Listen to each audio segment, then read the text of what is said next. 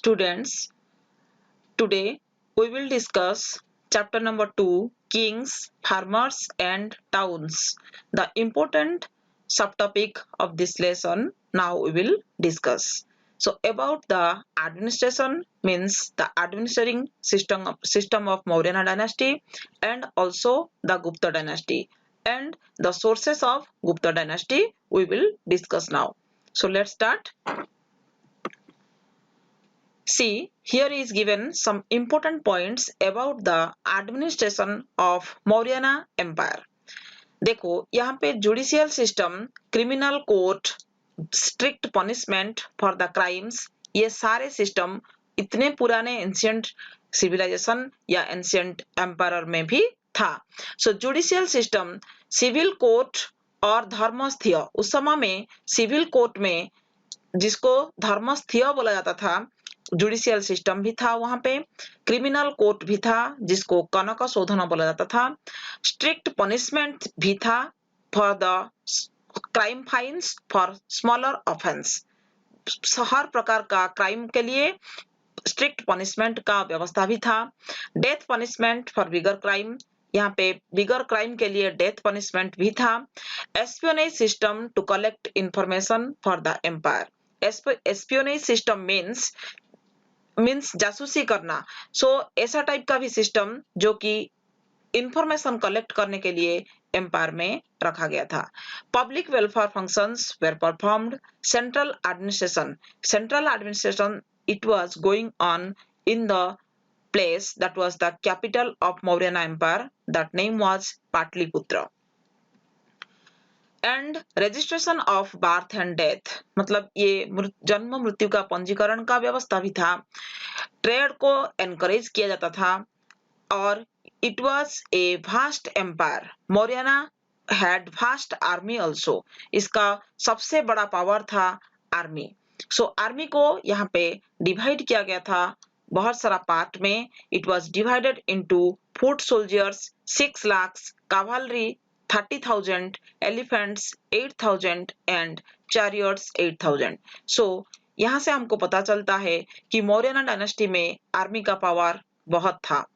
Each of these was managed by committee and different subcommittees. ये सबको manage करने के लिए कमिटी भी था and some सब कमिटीज भी था. So features of Mauryana administration. If the question will come about the administrating system of the Mauryana dynasty, so you can write that points what we have discussed recently. Features of Mauryana administration. See, to look after need of the army, food for the soldiers, fodder for animals, transportation and recruitment of soldiers. यहाँ पे army के लिए अच्छी तरह से जत्न लेना, soldiers के लिए खाद्य का व्यवस्था, एनिमल्स के लिए transportation and recruitment of soldiers. मतलब आर्मी को पावर समझा जाता था मौर्याना एम्पायर में. सो यहाँ पे ये सबको अच्छी तरह से ध्यान दिया जाता था. सिटी एडमिनिस्ट्रेशन को नगर अध्यक्ष बोला जाता था. Means it is also one of the most important features of Mauryan administration. Ashoka unified administration. Already we have discussed how Ashoka he became a powerful emperor of Maurya dynasty, and after the Kalinga war how he unified his empire through the Dhamma. It was the religious duty, and also he sent Dhamma Mahamatas to spread message of Dhamma. ये religious duty के बारे में पूरा through out world में उसको spread करने के लिए वो बहुत सारे धम्म महामतस को यहाँ पे एंगेज किए थे. Then already we have discussed about the Mauryana dynasty, how it was one of the powerful dynasty during the period of ancient time. Now we will discuss Gupta dynasty. Gupta dynasty में यहाँ पे हम लोग देखेंगे कुछ powerful emperor का नाम. He was Chandragupta first, Samudragupta, Chandragupta second, Kumaragupta first, Skandagupta, Purugupta, Kumaragupta second, Budhagupta, Narasimhagupta, Kumaragupta third and also Vishnugupta. So ये चंद्रगुप्त फास्ट से लेकर के विष्णुगुप्त तक गुप्त डायनास्टी एमर्ज हुआ था और इस समय में बहुत डेवलपमेंट काम भी हुआ था। लेकिन the main heroes of Gupta period were Chandragupta first, Samudragupta and Chandragupta second. यदि हम लोग गुप्त डायनास्टी को अच्छी तरह से ध्यान से देखेंगे तो यहाँ पे सिर्फ तीनों का नाम ही आता है, जो कि Chandragupta first, Samudragupta and Chandragupta second. Samudragupta he was also called Napoleon of India. So how we can know about the administrating system and everything about the Gupta dynasty? So there are also some different sources. So here is also written some important points about the sources of Gupta dynasty. कौन-कौन सा सूत्र से हम लोग जान सकते हैं कि गुप्ता डायनास्टी कैसा एमर्ज हुआ था? Literary sources, it is also one of the most important point you can write when you will write the answer of the question. ये भी क्वेश्चन आता है कि कौन-कौन सा सूत्र से हमको गुप्ता डायनास्टी का एमर्ज हुआ, कैसा एक्सपांड हुआ था, इसके बारे में जानकारी मिलता है। So first point it was literary sources means Kalidasa's Abhijnana Shakuntalam, क्योंकि ना चंद्रगुप्त मतलब गुप्ता डायनास्टी में जो 9 ज्वेल्स थे, नवरत्न जिसको बोला जाता था, 9 स्कॉलर्स, इसमें से कालिदास एक थे और कालिदास उस समय में बहुत इंपॉर्टेंट बुक्स लिखे थे, जो कि वो बुक्स में से हमको गुप्ता डायनास्टी के बारे में बहुत कुछ इंफॉर्मेशन मिल सकता है। जैसा कि कालिदास ही रोट अभिज्ञान शकुंतलम, ऋतु संभार, Meghadutam, Kumar संभवम, so many books also he was written. So here is given the 2 books name. Kamanandakas Nitisar, he was also written that book. Sudrakas, he wrote Mrichakatikam.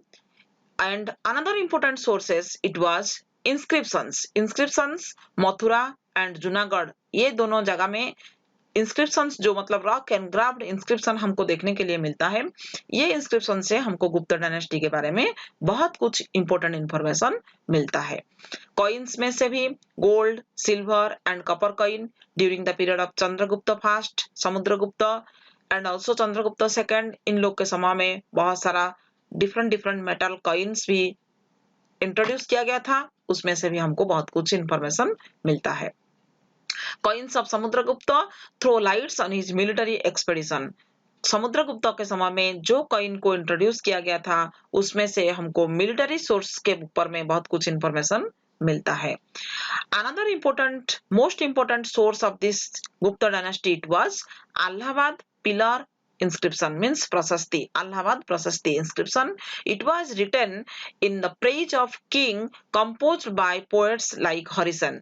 Allahabad prasasti, that inscription it was wrote by, means it was composed by the poets Harisena के माध्यम से इसको लिखा गया था और इसमें राजा का प्रशंसा के बारे में, राजा कैसा पावरफुल होते हैं एंड राजा कैसा नगर का अध्यक्ष होते हैं और उनके बिना राज्य का संभव मतलब एक अच्छा सा राज्य शासन कार्य भी संभव नहीं हो पाता and everything it was about the praise of king, it was composed by Harisen. So Allahabad pillar Prashasti जो है उसी में से भी हमको बहुत कुछ इंफॉर्मेशन गुप्ता डायनेस्टी के बारे में मिल सकता है।